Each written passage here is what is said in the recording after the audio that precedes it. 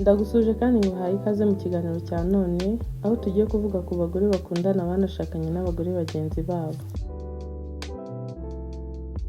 Reka duhere kuri Nairobi wamenyekanye muri La Casa de Papel na Vis-a-Vis, aho akina yitwa Sarah Vargas, aho muri izi filime akina yigaragaza nk'umuyobozi ukomeye kandi utera abandi imbaraga. Muri filime kandi akaba akunda kuvugira amagambo menshi imbere y'abantu, ariko mu buzima busanzwe ni umuntu udakunze kwishyira imbere, kandi leadership ye igaragarira mu bitekerezo n'ubuhanzi si mu magambo menshi.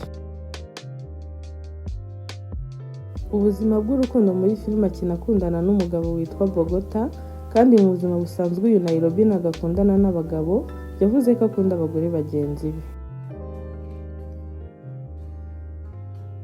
Ku mwanya wa kabiri hari Miley Cyrus.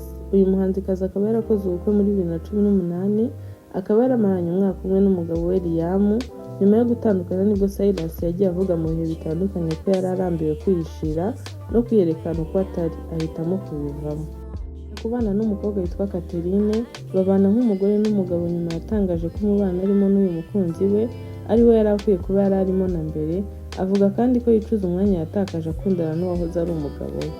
We ntiyaremewe gukundana n'abagabo gusa, ahubwo yaremewe gukundana n'abagore bagenzi be. Ku mwanya wa gatatu hari Lady Gaga, wakoze ubukwe muri 2016, nabo baza gutandukana nyuma y'umwaka umwe barushinze.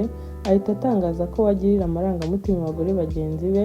Lady Gaga kandi akaba afatwa nk'umwe mu nkingi za mwamba muri uyu muryango w'abaryamana bahuje igitsina.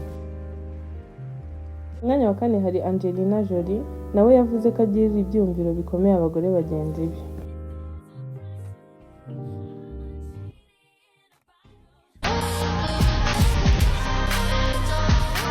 Ku wa gatanu hari Hailey, wahawe izina rya resbian Jesus kubera urukundo yavuze akunda abagore bagenzi be. Ngabo rero abagore bakundana n'abo bahuje igitsina. Niba utarakora subscribe uyikore, ubundi nze dukomeze no mu bindi biganiro bikurikira.